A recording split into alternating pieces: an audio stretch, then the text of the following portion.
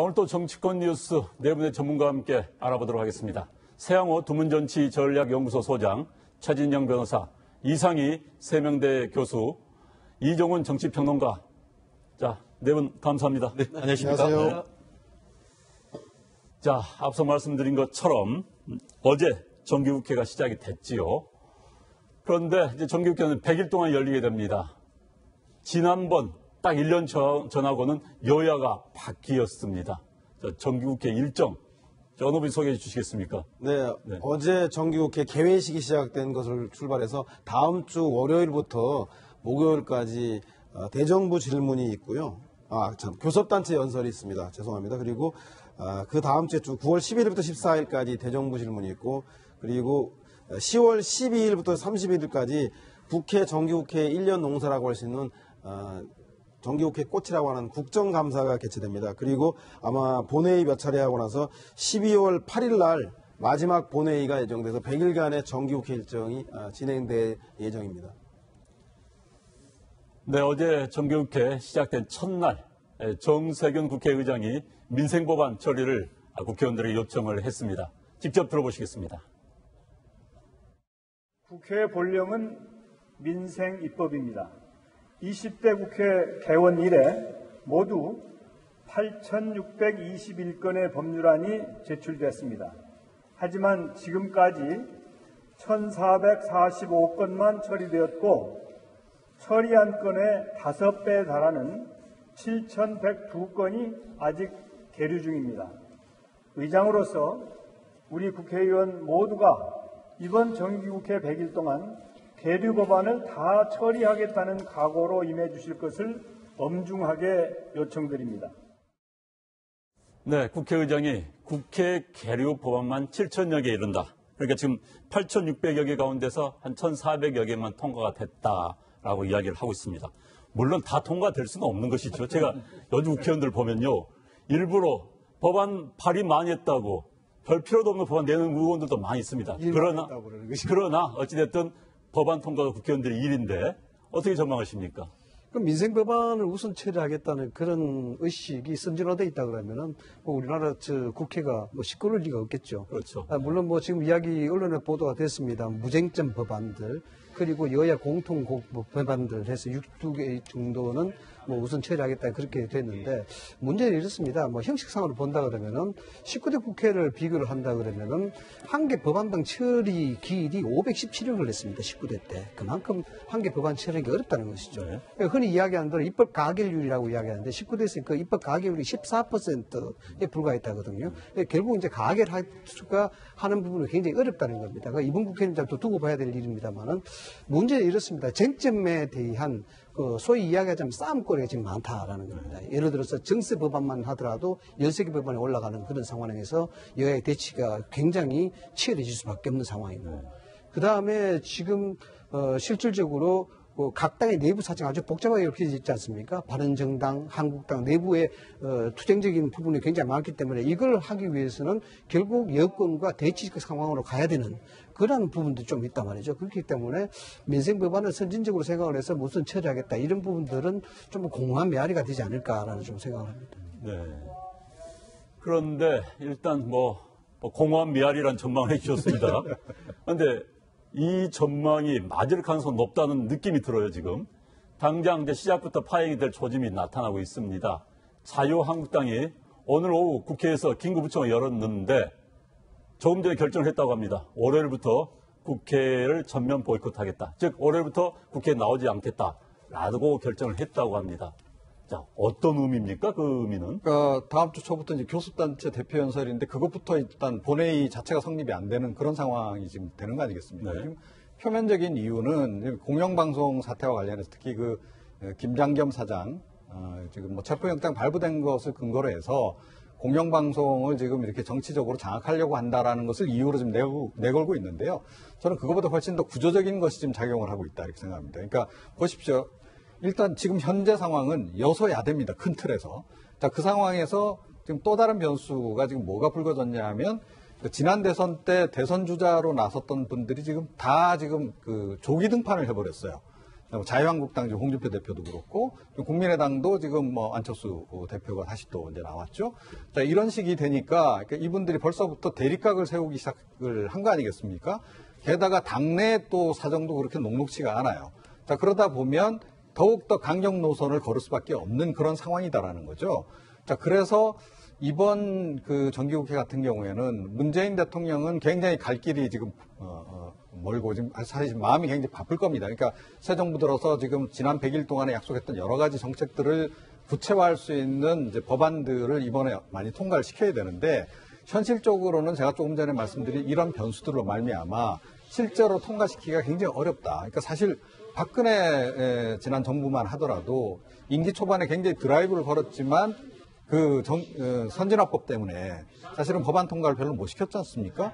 이번에는 선진화법을 제외하더라도 이미 그 여소야대 상황과 지금 각 당의 지금 대립각을 세우는 이 부분 때문에라도 더욱더 어려울 수밖에 없는 그런 상황이다. 이렇게 생각합니다. 네, 자유한국당의 국회 보이콧에 대해서 야사당이 일제히 비판을 했습니다. 자, 지금 야사당의 비판이 나오고 있다면 야사당은 국회를 계속 나오겠다 그런 이야기인데 그렇다면 전망을 어떻게 보십니까? 그렇습니다. 결국 지금 야사당까지 다 한다라고 한다고 하면은 실제로 이제 국회 300명 중에 여당이 지금 107명 그리고 국민의당과 또 바른정당, 정의당을 합친다라고 한다고 하면은 사실 상당 부분 한국당이 보이콧한다 하더라도 실제로 이 그 정기국회가 나름대로 어떤 파행 속에서도 운행될 가능성은 상당히 있다라고 봅니다. 특히 보면은 송금주 국민의당 같은 경우에도 이 정치 일정을 전부 보이콧하는 것은 부당하다라고 하고 있고 지금 정의당 같은 경우에도 이 부분에 대해서 상당히 비판적으로 지금 한국의당을 하고 있는 것 같은데요. 그렇다 한다 하더라도 여전히 한국당 같은 경우에는 107석을 가진 거대한 어떤 정치적인 어떤 의사를 가진 단체입니다. 그렇기 때문에 이 부분에 대해서 왜 한국당이 이 부분을 보이콧하고 하는지에 대해서는 지금 다른 당이 특히 여당이 계속 압박만 할 것이 아니고 그 부분에 있어가지고 그 문제가 무엇인지에 대해서 서로 합의하려고 하는 막후 협상도 상당히 중요하지 않을까 저는 생각을 합니다. 네. 그런데 지금 한국당이 국회 보이콧의 이유로 MBC 김장겸 사장에 대한 체포영장을 들고 있습니다. 한 두 분께만 여쭤보겠습니다. 시간상. 이 사태 어떻게 보십니까? 아니, MBC는 MBC고 정기국회는 정기국회죠. 제가 볼 때는 정치적 정쟁을 위해서 민생국회를 포기하는 것은 국민들에게 어떠한 명분도 있을 수 없다는 생각이 들고요. 아니, 체포영장 발부에 대해서. 체포영장 발부에 대해서는 부당 노동행위로 인해서 여러 차례 출석을 요청했음에도 불구하고 출석하지 않았기 때문에 체포영장은 법집행 절차로 발부받는 것이고, 비근한 예로 이명박 정부 시절에 PD 수첩을 제작했던 PD들은 체포영장이 발부돼서 소환조사받고 구속된 사람도 있고 그렇습니다. 그런데 왜 PD는 그 소환조사가 당연한 것이고 사장은 소환돼서는 안 되는지에 대해서 법의 형평성상 보더라도 저는 제가 볼 때 이것이 공영방송을 지배하려고 방송 장악 음모로 보는 건 너무 지나치다. 특히 2008년 당시에 자유한국당이 전신인 한나라당에서 당시에 KBS 사장을 물러나라고 지도부에 의해서 여러 차례 정치적 공세를 하고 있는데 자신이 하면 로맨스고 다른 당이 하면 불륜이라고 하는 이런 이율배반적인 시각으로 국민을 설득할 수 있을지 저는 지극히 회의적이라는 생각이 듭니다. 다만 저는 개인적으로 그렇게 생각합니다. 그때 같은 게 2008년 같은 경우에는 어떻게 보면 상당 부분 판박이 같은 그런 상황인 것 같은데요. 그 당시에 야당이 듣던 민주당 같은 경우에는 뭐라고 얘기했냐면은 이명박 정부에 대해서 정 사장 해임한 것은 쿠데타라고 얘기를 했었습니다. 그렇게 하면서 이제 이명박 정부의 방송 장악 음모다라고 했는데 지금에 와서 이와 같은 이게 다른 그때 같은 경우에는 배임이라든가 다른 어떤 죄명 자체가 상당 부분 나중에는 무혐의를 받았습니다만 상당 부분 이 부분에 대해서는 지금 현재 MBC 김장겸 사장 같은 경우에는 다른 죄명이 아니고 이 근로기준법 위반 이와 같은 부당 어떤 노동행위 이 부분을 하면서 체포영장을 발부했다라는 것은 경우에 따라서는 상당히 어떻게 보면은 좀 달리 볼 가능성이 상당히 있는 부분이라고 생각을 하고 말씀드렸듯이 민주당이 그때는 쿠데타라고 얘기를 했는데 지금에 와가지고 야당이 이 부분에 대해서 문제를 제기하는 것에 대해서 그와 같은 것에 대해서 전혀 어떤 그 문제 제기 자체가 잘못됐다라고 하는 것은 전형적인 내가 하면 로맨스, 남이 하면 이 그 불륜이란 그런 어떤 논리가 아닌가 싶습니다. 제 우리나라 정치사가 참 안타까운 게 바로 이런 부분입니다. 과거에 이랬으니까 이번에도 똑같이 할 수밖에 없지 않느냐. 너희는 그랬는데 우리는 이러지 말할 이유가 있느냐. 이런 것들이거든요. 이런 것들은 누가 현명한 사람이 나타나서 현명한 지도자가 참 고르디우스의 몇 대처럼 잘라줘야 되는 부분인데 우리 정치사가 현실상 그렇지 못한 것이죠. 지금 한국당이 이야기하는 부분은 언론의 자유라는 그렇습니다. 그 본질적 의미 자체가 국가의 금년으로부터 자유로운 것이 언론의 자유거든요. 그래서 이 사상의 자유라든가 표현의 자유라든가 같이 해서 이제 언론의 자유를 이야기하는데 궁극적인 건 그렇습니다. 두 분 지적에 일리 있는 말씀입니다만은 실질적으로 아주 미시적인 부분도 봐야 되고 아주 큰 틀에서도 봐야 됩니다. 어느 것이 우선인지에 대해서는 사실상 누구라도 판단할 수가 없는 겁니다. 미시적인 부분은 이렇습니다. 노동쟁의에 대한 법적인 하자에 대해서 책임을 져야 된다는 부분은 맞죠. 사장으로서 부당노동 행위에 대한 정의에 대한 부분에 대해서 간섭을 했고 이게 부당하다고 판정이 됐고 또 소환을 했음에도 불구하고 응하지 않았다는 그런 점. 그 다음에 지금까지 노동쟁의에 대한 파업에 대한 부분들이 노동자 위주의 처벌 위주가 진행이 되어 왔다는 점. 사용자는 거기에 대해서 약간 바깥으로 빠져 있었다는 점. 이런 점에서 본다 그러면은 MBC 사장이 경제적 측면에서 노동쟁의에 부당하게 개입했다. 이 사실만으로도 소환하고 법적인 처리를 받는다. 이건 미시적인 부분은 맞다 이거죠. 그러나 그것이 좀 모순이 될 수밖에 없는 게 좀 거시적으로 봐야 된다 이거죠. 국가 경영이라는 것은 예를 들어서 언론인이 뭐겠습니까? 언론이라는 것은 실질적으로 정부를 견제하는 게이트키퍼 역할을 하는 겁니다. 그만큼 중대성이 크다는 겁니다. 중대성이 크는데 이 부분에 대해서 국가로부터 법률로부터 자유로운 언론의 자유를 획곡하기 위하고 또 그 언론의 공공기관의 공영방송의 사장인 경영자를 노동쟁의에 대한 불법적 부분으로 체포영장을 발부한다. 이 부분들은 그 사안의 중대성이 심해서 너무 지나치다, 과도하다라는 그런 점이고 그 배경에는 정권이 바뀌다 보니까 결국 지금까지 해왔던 정권의 형태대로 똑같은 어떤 정권의 방송 장악의 업무가 있지 않느냐 이런 시각을 바라볼 수밖에 없는 그런 구도를 지금 만들어가고 있다는 것이죠. 바로 그게 오비라고 하는 게 있습니까? 네. 이 주제를 가지고 이야기를 하면은 아마 오늘 저희가 이 주제만 가지고 해도 그렇죠. 양치에서 할 이야기가 많을 것 같아요. 넘어가도록 하겠습니다. 사실 그런데 김장겸 사장 체포영장 부분은 앞으로 다음 주 내내 아마 사회적 논란이 될 것 같습니다. 자, 그런데 지금 자유한국당 이제 보이콧 논의에 들어가면서 헌법재판관 후보자 이 자진 사퇴를 했습니다. 이유정 재판관이. 그러면은 이제 헌법재판소장이 지금 국회에서 지금 통과가 안 되고 있어요. 지금 어떻게 될 것 같습니까? 그러니까 이제 사실은 지금 이제 자유한국당이 이 두 사안을 이제 연계를 이제 시킨 거 아니겠습니까? 이제 그런데 사실은 이제 연계 명분이 사라졌죠. 그러니까 이유정 후보자가 이제 자진 사퇴함으로 해서 김희수 헌법재판소장 후보자 같은 경우에는 지금 일단은 그 임명동의안 처리를 하는 방향으로 그 여야 간에 이제 상당히 긍정적으로 이 얘기가 이제 어제 오늘 사이에 오간 것으로 이렇게 좀 알려져 있는데요. 그런데 지금 자유한국당이 지금 이 MBC 김장겸 사장 문제로 가지고 이렇게 전면 보이콧으로 가게 되면 또다시 이제 김인수 헌재소장 후보자는 또 이제 당분간 기다릴 수밖에 없는 그런 이제 상황이 이제 돼버렸다. 이렇게 보고. 그런데 홍 대표가 이렇게 전선을 치고 나온 데는 나름의 이유가 좀 있다라고 저는 생각을 합니다. 일단은 당장의 현안인 바른정당과의 통합과 관련해서 좀 고삐를 죄는 그런 효과를 노리는 거 아닌가 이런 생각이 들어요. 그러니까 일단 그렇게 하고 나서 그 다음 단계로 이제 문재인 정부를 또는 더불어민주당을 고립시키는 전략을 쓰겠다라는 이제 생각을 하는 것 같은데요. 그런데 과연 그렇게 구도가 지금 짜여질지 잘 모르겠습니다. 그러니까 당장 지금 지금 국회 보이콧하는 것과 관련해서는 바른정당조차도 지금 그건 곤란하다라고 지금 하고 나서는 상황이어서 어떻게 보면 이 사안 때문에 그 보이콧 문제 때문에 결과적으로 자유한국당만 지금 고립이 되는 그런 상황으로 갈 수도 있는 거거든요. 그거는 사실은 문재인 대통령이나 더불어민주당 입장에서는 가장 좋은 그림이죠. 그렇게 구도가 만들어지는 것이. 자, 그래서 모르겠습니다. 제가 보기에는 이번에 그 전선을 친 것이 과연 지속적으로 계속 갈 건지 보이콧이 그렇게 오래 갈 것 같지는 않다. 저는 구조적인 환경 때문에 그렇지 않나 이렇게 생각합니다.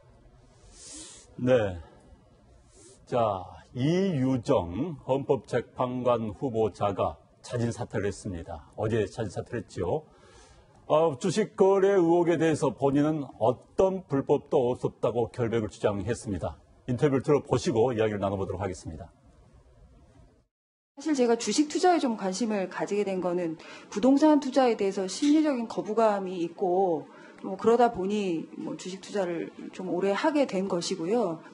어쨌든 그 과정에서 전혀 불법적인 것은 없었고 모두 다 정상적인 거래였다는 점을 여기서 말씀드립니다. 네, 끝까지 결백을 주장하고 있습니다. 그런데 금융위원회에 진정서가 접수가 됐습니다. 국회 법제사법위원회 소속이죠. 어신환 의원이 제출했는데 금감원의 조사가 이제 시작되겠는데 조사의 핵심은 뭡니까? 일단 오신환 의원의 진정서 내용에 미공개 정보를 이용해서 내부자 거래 의혹이 있다라는 겁니다. 네. 진정서 접수됐기 때문에 아마 금융위원회에서는 자본시장 조사단이라고 금융질서를 어지럽히고 내부자 거래라는 것을 전문으로 조사하는 그 조사단에서 조사에 착수하게 되는데요. 아마 강제조사권과 신문권한 현장 조사권이 있기 때문에 강도 높은 조사가 이루어질 거라는 생각이 들고요. 특이할 것은 미공개 정보를 활용할 경우에 1차 정보 이용자뿐만 아니라 2차 정보 이용자까지도 처벌할 수 있도록 법이 강화되었기 때문에 아마도 이 조사단에서 미처 다 조사하지 못한 것은 검찰의 수사를 의뢰해서라도 이 문제는 반드시 밝혀질 것이기 때문에 이 문제는 이 문제대로 제가 볼 때는 금융위와 검찰 수사로 이어질 것 같다는 생각이 들고요. 다만 이우정 후보자가 이것을 사퇴한 것은 본인은 불법적인 것을 한 적이 없다고 하니 이건 시시비비는 가려보겠지만 사퇴 이면에는 이런 그 위법성에 대한 시비 여부 말고도 본인이 버틸 경우에 청와대 인사에 대한 그 부담감을 주는 문제와 특히 김희수 헌법소장의 그 표결이 계속적으로 미뤄질 경우에 오랜 동안 헌법재판소가 공석에 있는 그런 정치적 부담 때문에 잦은 사퇴를 선택하는 게 아닌가 싶은 생각이 듭니다. 네, 이우정 후보자의 이 재산 증식, 주식을 통한 재산 증식은 네티즌 사이에서 굉장히 논란이 됐던 것 같습니다. 어떻게 보십니까? 보니까요, 내추럴 엔더텍이라는 그런 주식인데 이게 상식적으로 생각하면 일반인들이 참 모르는 주식이에요. 네. 저희들이야 삼성이라든가 대기업 이런 주식들이 주식인 줄만 알지 잘 모르지 않습니까? 네. 대개 이제 주식 시장의 이야기를 들어보면 이러한 주식들은 상당히 내부 정보라든가 아니면은 작전 세력이라든가 이렇게 연루된 주식들이 많다 그래요. 물론 조사를 해봐야 될 부분이겠습니다만 내부 정보를 이용했다든가 아니면은 소위 이야기하는 작전 세력과의 어떤 연계가 있다든가 이렇게 되면 아주 이제 곤란한 문제가 되겠죠. 경험상 말씀을 드리자 그러면은 옛날에 공직 검증을 할 때 장관 후보자가 부동산 투기가 한 3, 40건이 된 사람이 있었어요. 이 사람이 결국 내부 검증에서 이제 탈락이 됐는데 제가 물어봤습니다. 왜 그랬냐라고 물으니까 내가 장관 될 줄 알았냐라고 이야기하더라고요. 그래서 이제 헌법재판관으로서의 본인의 경영 명예는 있었지만은 우리가 상식적으로 보더라도 돈과 법관에 대한 얘기 이건 좀 이질적이지 않습니까? 이런 측면에서 헌법을 수호해야 될 그런 책임자로서 자신 사퇴는 당연한 것이고 이 부분에 있어서는 뭔가 모르게 철저한 어떤 검증이라든가 조사가 해야 되고 그에 대한 당연하게 이제 형사처벌을 받아야 되겠죠. 실질적으로 이 부분과 관련해 가지고는 특히 그 야권 같은 경우에는 헌법재판관을 할 것이 아니고 국민을 위해서 이른바 국민 그 연금 기금 운영 본부장을 해야 된다. 또 여성과 인권을 위해서 열심히 일했다 하는 인권 변호사라고 하지만 그것이 아니고 이권 변호사들 이런 지금 그 비아냥을 상당 부분 듣고 있지 않습니까? 실제 지금 이 부분이 문제되는 것이 증권거래법이 있는데 증권거래법상의 범죄는 크게 봤을 때의 어떤 자본시장의 공정성에 관한 범죄와 자본시장 투명성에 관한 범죄는 나뉘는데 이 부분 같은 경우에는 쉽게 말하면 자본시장에서 내부 정보로 갑질했다는 그런 범죄거든요. 저도 이제 대법원 양형위원회에 있으면서 이 부분에 대해서 상당히 예전보다 그 처벌 수위를 높였는 그런 케이스가 있는데 실제 이번 케이스 같은 경우에는 5억 원을 넘게 지금 해서 지금 전체 재산 중에 한 90% 정도가 이 주식으로 투자해서 만든 재산인 것 같은데요. 실제 지금 증권거래법상의 어떤 내부 정보의 미공개 정보를 이용했을 경우에는 이게 10년 이하의 징역 또는 2천만 원 이하의 벌금인데요.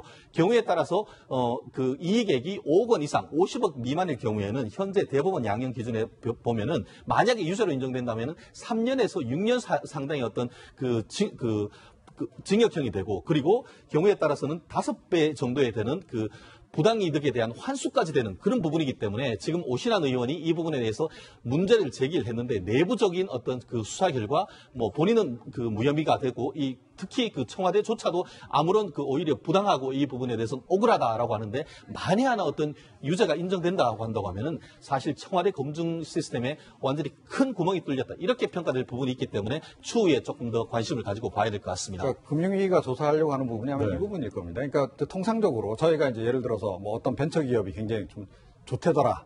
회사가 굉장히 튼실하다더라. 이런 소문을 들었어요. 그런데 주식이 상장이 안 돼 있습니다. 그럼 그 회사 주식을 살려고 했을 경우에 접근 자체가 좀 어렵습니다. 그러니까 이 내추럴 엔도텍 같은 경우에도 비상장 주식을 지금 취득을 한 거거든요. 그러니까 결국 아름아름으로 해서 이제 접근을 해야 될 뿐만 아니라 또 그쪽에서 그러니까 주식을 가지고 있는 대주주를 비롯한 이 임직원들이 주식 안 팔겠다라고 우린 상장한 다음에 정상적으로 우리도 이득을 많이 남길 수 있다라고 전제한다면 그 전에 주식을 잘 안 팔거든요. 그래서 이게 사는 것 자체가 굉장히 어렵습니다. 그런데 이제 이분 같은 경우에는 그 본인이 일하고 있는 법무법인의 대표 변호사가 아마 그 비상장 주식을 가지고 있었던 것 같고 그거를 이제 일부를 인도를 이제 받아서 결국은 이제 이 상장하면서 이제 그러니까 좀 돈을 좀 수익을 많이 남긴 이런 경우다라는 거죠. 그래서 이게 결국은 그러니까 본인이 직접 내추럴 엔도텍하고 접촉은 있지는 않았고 그쪽 정보를 바로 활용한 것은 아니지만 대표 변호사를 통해서 이 회사 주식이 좋다라는 얘기 충분히 들은 거고요. 그리고 나도 좀 샀으면 좋겠는데요 하니까 그러면 이렇게 내가 좀 이렇게 좀 내 걸 좀 나눠주겠다 이런 식으로 진행이 됐다라는 거죠. 그래서 이 부분은 사실은 조사 결과가 나와봐야 하겠습니다만. 내부 정보를 이용한 그런 흔적이 상당히 있는 거고요. 그러니까 취득 과정도 그렇고, 그럼 나중에 이제 더 문제되는 건 지금 논란이 되고 있는 건 지금 이 매각 과정 아닙니까? 그러니까 주식이 많이 올랐을 때, 그리고 갑자기 이제 백수호 사태로 해서 주가가 폭락하기 그 즈음에 이미 다 주식을 이제 팔은, 그러니까 그걸 어떻게 알고 미리 팔았느냐 하는 그런 부분들에 대해서 지금 이제 금융위가 아마 철저히 조사를 할 것으로 이렇게 생각을 합니다. 근데 지금 이야기가 나왔습니다만 이 같은 사실 주식 거래는 다 자료가 나왔기 때문에 청와대도 알 수 있었던 거 아니냐라는 이야기가 나오고 있는데 청와대가 몰랐을까요? 어떻게 보십니까? 아마도 주식을 소유하게 된 과정, 그 자금의 출처라던가 이런 것에 대한 투명성들은 조사할 텐데 충분히 문제는 차익을 어떻게 남겼는가에 대한 과정에 대한 문제에 대해서는 검증하기 좀 쉽지 않았을 것입니다. 그것은 자료로 남는 것이 아니라 이우정 후보자의 진술을 청와대 민정수석실과의 면담 과정을 통해서 본인이 이야기하지 않으면 쉽게 파악할 수 없는 그런 맹점도 있는 것 같다는 생각이 듭니다. 그래서 차제에 이우정 후보자가 거짓말했는지 아닌지에 대해서는 금융위와 금융위를 넘어서 사법당국에서 밝혀야 될 문제라는 생각이 들고요. 청와대 시스템 자체에서 지금 초반에 청와대가 통합인사라든가 상병인사라도 상당히 호평을 받았는데 마지막에 갈수록 방심 때문인지 낙관 때문인지 다소 인사가 느슨해져서 국민들로부터 좋지 않은 비판을 받고 있기 때문에 설령 주식 거래에 대한 과정을 전체를 알지 못한다라도 청와대의 검증 시스템과 인사추천 시스템에 대한 재점검의 계기로 삼아야 되는 것은 자명한 사실이라는 생각이 듭니다. 네, 지금 이야기도 나왔습니다만 이 청와대 검증 시스템에 문제가 있는 거 아니냐, 야권을 중심으로 이런 이야기가 나오고 있습니다. 들어보시죠. 이 후보자를 누가 추천했으며 인사검증에 실패한 것에 응분의 조치가 있어야 하며 철저한 책임을 물어야 한다. 네, 이번이 이 정부가 들어서서 낙마된 지 5번째입니다. 이 정도면은 이 검증 시스템에 문제가 있다. 이렇게 보는 지적이 많은데 어떻게 보십니까? 기본적으로 이 부분 같은 경우에는 추천 절차와 검증 절차가 있고 특히 이제 추천 절차에서의 인사추천위원회는 임종석 대통령 비서실장이 하지 않습니까? 실제로 지금 한국당 같은 경우에는 추천을 도대체 이 사람은 누가 했느냐, 그리고 또 검증을 누가 했느냐, 그 두 가지 절차에 전부 다 어떤 비판을 하면서 특히 조국 민정수석의 이 추천 과정에서의 특히 검증 과정을 많이 얘기를 하고 있지 않습니까? 특히 이번 정부 들어서 차관급 이상에 있어서 지금 5번째 지금 낙마인데 그 부분에 대해서 여러 가지 문제가 있지만 이 부분에 대해서 어떤 청와대의 어떤 사과라든가 대국민 어떤 의사표시가 전혀 없는 그런 상황에 대해서 지금 한국당으로서는 상당히 어떻게 보면은 강도 높게 비판을 하고 있는데요. 이와 같은 인사 실패에도 불구하고 어떤 지지율이 견고하게 유지되고 있어서 그런지 여전히 지금 청와대 내부에서는 이 부분에 대해서 이런 방구도 없는 그런 입장에 대해서는 특히 어떤 야권에 있는 입장에서는 상당 부분 비판적인 목소리를 높일 수밖에 없는 상황이 아닌가 싶습니다. 그러니까 이게 지금 많이 봐줘서 5명이라는 겁니다. 그러니까 사실은 인사청문 과정에서 5대 원칙 다 좀 허물어졌다는 얘기 이미 나왔었고 논란이 된 후보자들이 굉장히 많은데 사실은 아주 더 문제가 된 후보들을 이렇게 일부 쳐내면서 야권도 좀 부담이 가니까 다 문제 제기를 계속 하지를 못해서 그냥 임명된 분들도 꽤 많지 않습니까? 그렇게 보면 인사검증 자체가 지금 전반적으로 문제가 있는 것은 명백하다. 그리고 이번 같은 경우에 그러니까 이 이유정 후보자 같은 경우에는 아주 간단하게 이거는 그 서류만 이렇게 보더라도 갑자기 재산이 주식을 팔아서 이렇게 많이 늘어나면 단기간에 당연히 물어봐야 되는 거 아닙니까? 그런 정도는 기본적으로 하는 건데 그것조차도 지금 제대로 안 한 거 아닌가라는 지금 의문이 좀 드는 것이기 때문에 문제를 삼는 거고요. 그리고 지금 인사검증과 관련해서는 자유한국당만 지금 문제가 있다고 보는 게 아닙니다. 그러니까 지금 야당들이 모두 지금 사실 그 부분은 문제가 있다라고 지금 지적을 하고 있다는 거죠. 특히 이 인사가 후반으로 오면서 점점 이게 더 검증이 제대로 안 되는, 더 오히려 검증이 더 후반부로 갈수록 더 철저하게 이루어져야 되는데 또 반대로 더 느슨해지는 그 부분을 지금 우려를 하는 겁니다. 인사에 대한 문제가 부분에 그러니까 책임에 대한 문제 때문에 자진 사퇴라는 형식을 취합니다. 지금까지 5명의 낙마자가 대부분 자진 사퇴의 형식을 취한 게 이제 바로 그런 것이죠. 이론적으로 이야기하자 그러면은 청와대에서 인사를 추천받을 때는 그 소요가 나오게 되면 각 수석실이라든가 해당 부처라든가 여러 요로로부터 인사 추천을 받게 되죠. 그러나 그 추천받는 과정에서 가장 영향을 미치는 것은 결국 대통령입니다.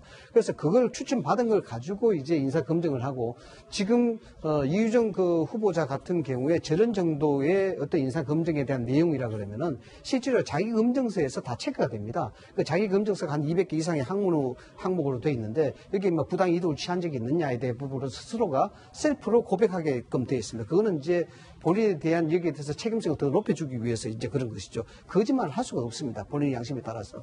그래서 이런 부분들을 시스템이라고 이야기합니다만은 우리가 상식적으로 보더라도 시스템이라는 것은 기계적인 어떤 장치거든요. 기계적인 장치에 대해서 그 기계적인 장치가 있다 그러면은 오류가 통과되지가 못합니다. 그럼 궁극적으로 뭘 이야기하냐 그러면 청와대 인사 시스템이 있고 인사 시스템에 대해서 전체적으로 100% 의존을 하는 것이 아니라 제3의 어떤 정무적인 영향력이 많이 작용하고 있다. 이렇게 이제 보는 게 맞을 것 같아요. 그렇기 때문에 이러한 부분이 자기검증서에서 충분히 발견될 수 있음에도 불구하고 이런 것들이 그냥 통과됐다는 점. 이런 것들은 사실상 국민한테 설득하기가 굉장히 약하다. 그럴 수밖에 없다라는 말씀을 좀 드리고 싶습니다. 네, 이런 상황에서 박성진 중소벤처기업부, 하도 이 부처를 바뀌다 보니까 좀 어려워요.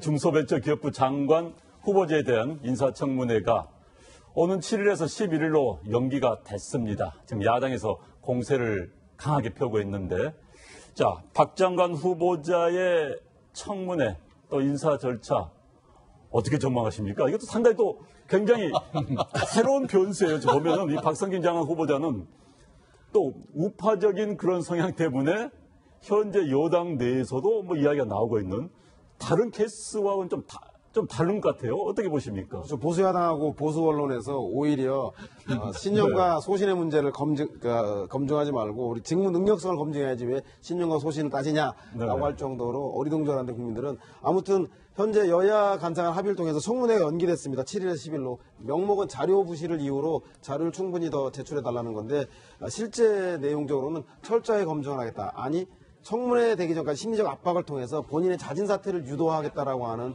그런 정치적인 저희가 볼 때는 합의 과정이라는 생각이 드는데요.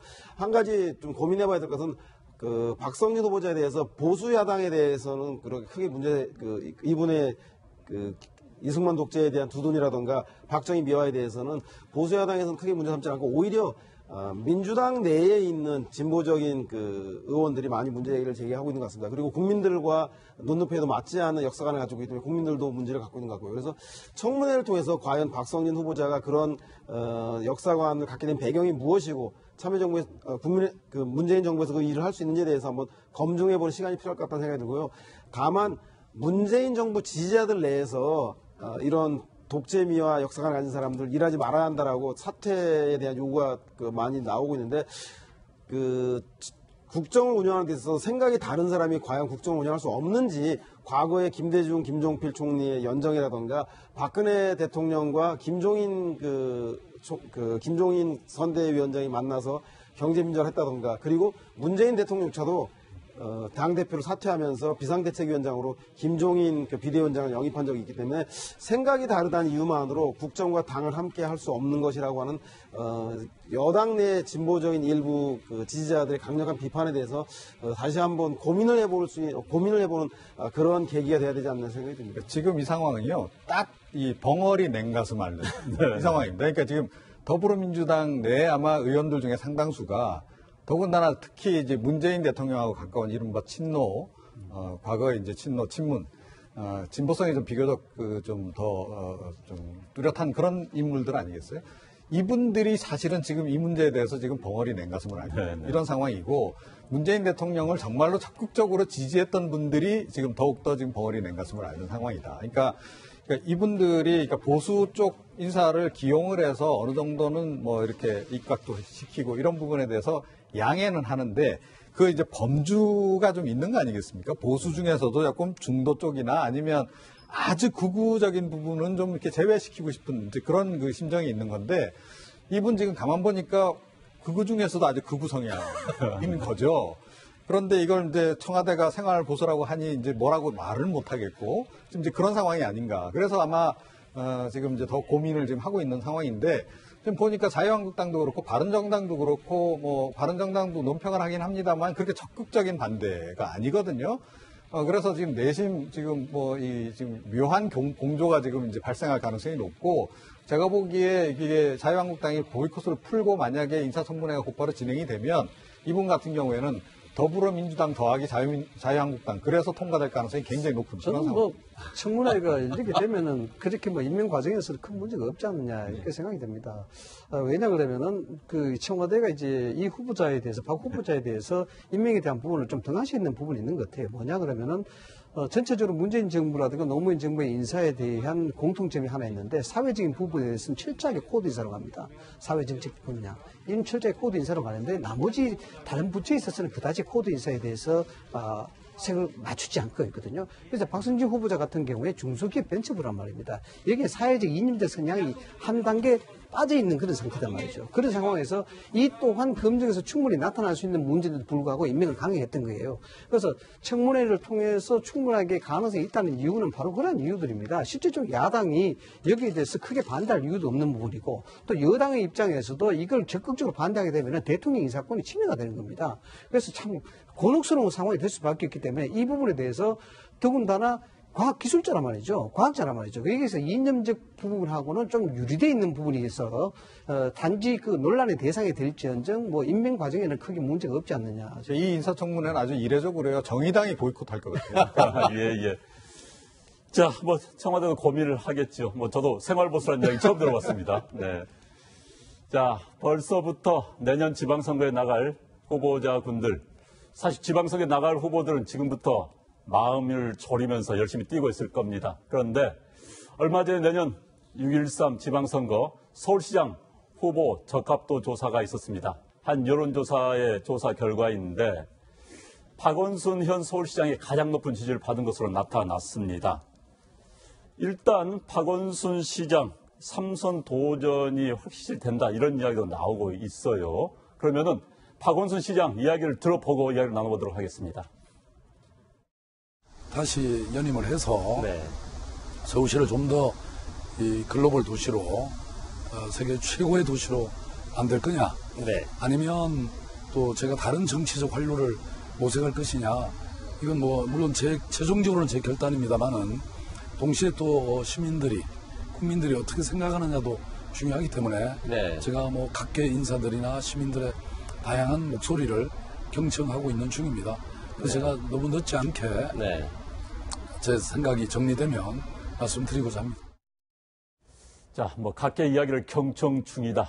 늦지 않게 정리를 하겠다. 정치인들이 항상 저렇게 모호하게 이야기를 해요. 다 속마음이 있을 겁니다. 자, 속마음, 야권 상황을 잘 아는 우리 소장님 한번 전망해 주시죠. 이제 여권이죠. 여권이죠. 여권. 제가 볼 때 박원순 시장은 초선 국회의원이 하는 것보다 3선 서울시장이 훨씬 더 대선 준비를 잘할 수 있다는 논리로 서울시장의 3선에 도전할 것으로 주변에 많이 이야기를 하고 있다는데, 한 가지 변수가 있습니다. 뭐냐면 만약에 안철수 대표가 야3당의 단일 후보로 서울시장에 나오게 된다면 된다면, 그래서 박원순 대 안철수 1대1 구도가 형성된다면 아마도 여론조사에서 10% 이내에만 그 격차가 좁혀져도 박원순이 아닌 다른 제3의 대안을 만들어야 되는 거 아니냐고 하는 논란이 여당 내에서 나올 가능성이 매우 높다. 따라서 박원순 대 안철수의 그 서울시장 구도를 문재인 대 안철수, 어게인 지난 대선 그 구도로 만들기 위해서 문재인의 복심이 나와야 한다. 그래서 제가 볼 때는 애꿎은 임종석 비서실장 차출론이 나올 가능성이 매우 높기 때문에. 임종석 청와대 비서실장. 예, 그래서 박원순 시장의 현재 그 서울시장 3선 그 여부는 박원순 시장의 뜻이 아니라 안철수 후보를 비롯해서 보수 야당에서 3당 단일 후보를 만들어낼 수 있는 것인가가 가장 큰 변수가 되지 않겠는가. 그리고 여당의 후보군도 아마 그 구심력에서 결정되고 영향받을 가능성이 매우 높아 보인다는 생각이 듭니다. 네, 그런데 이 여론조사에서 눈에 띄는 부분이 이재명 성남시장, 그다음에 황교안 전 총리입니다. 이재명 시장의 경우에는 현재 기초자치단체인 성남시장, 경기도에 있는 성남시장입니다. 그런데 서울시장 적합도에서 높은 평가를 받았어요. 이거 어떻게 봐야 되겠습니까? 그렇습니다. 한마디로 지난 그 당내 대선 경선을 하면서 지역 정치인을 넘어서 전국 정치인으로 체급이 올라갔다는 것을 간접적으로 보여주는 케이스가 아닌가 싶은데요. 아시다시피 지금 같은 경우에는 이번 그 여론조사는 서울시장 후보에도 유력한 후보가 돼 있고 또 지금 경기도 같은 경우에도 지난 7월 말에 있었던 조사를 보면 거의 40% 이상 나와서 결국 어디에 나오건 아주 유력한 그 다크호스가 된 그 모습을 보이는 것 같은데요. 거기에 더불어서 그 지난번 성남시에 있어서 지난 그 몇 년 동안에 나름대로 어떤 비교적 성공한 그런 모습, 그리고 특히 이제 뭐 지난주 같은 경우에는 세 번째 애를 낳으면은 1억 원 가량 지지하겠다라는 그런 어떤 젊은 층에 대한 상당히 어떻게 보면 파격적인 그런 행정거라서 제안, 이런 부분이 어떻게 보면 정치적 행보 그리고 또 어떤 정책적 행보가 적어도 이 서울 시민에 있는 어떤 그 사람들한테는 상당히 호소되는 그런 모습이 아닌가 해석을 합니다. 네, 뭐 지금 이야기가 나왔습니다만 현재 서울시장 선거를 앞두고 여당 후보군은 참 많습니다. 그런데 이 자유한국당 내에서는 대항마로 거론되는 인물들이 별로 없는 것 같습니다. 황교안 전 총리가 대안으로 떠오르고 있다, 이런 이야기도 나오고 있습니다. 현재 최근의 행보를 보면은 SNS 활동을 열심히 하고 있다. 그렇기 때문에 황 총리도 어느 정도 생각이 있는 거 아니냐, 이런 지역도 분석도 나오고 있어요. 어떻게 전망하십니까? 시장 자체가 아주 왜곡이 돼 있죠. 뭐 한쪽 시장은 활성화돼 있고 한쪽 시장은 전멸하다시피 돼 있습니다. 이건 시장. 예. 이 자체가 결국 이제 보수가 자초한 면이 굉장히 큰 거죠. 그래서 지금 여권에서는 앵커께서도 지적하셨다시피 여러 이제 서울시장의 적합 후보들이 굉장히 많이 이제 떠오르고 있는 부분인데 일종의 역설적인 네드벌린 효과를 봐야 되겠죠. 진보 진영에서는 소위 말해서 상품을 참 잘 만듭니다.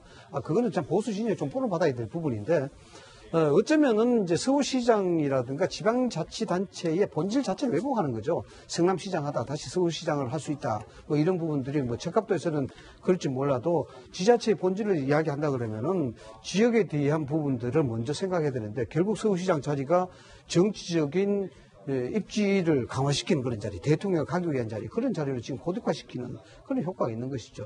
다만 이제 보수 진영에서는 실질적으로 말씀을 드렸다시피 상품이 별로 없습니다. 뭐 오세훈 시장이 만약에 나선다 그러면은 뭐 박원순 시장하고 맞대결 된다면은 정말 결자해지 차원에서도 아주 재밌는 그런 되겠죠. 그러나 지금 오세훈 시장도 정치 공학적으로 어쩔 수 없는 그런 상황이 지금 나와 있는 상황이고, 지금 황교안 전 대행이 그래도 유력한 거물 주자로서 거론될 수밖에 없기 때문에 보수 진영에서도 이것이 자이든 타이든 서울시장이라든가 이런 것들 발판으로 해서 보수 정권의 재창출을 위해서 뭔가 좀 해볼 수 있는 그런 역할을 하라라는 것은 시그널로 해석을 할 수가 있는 것이죠. 예.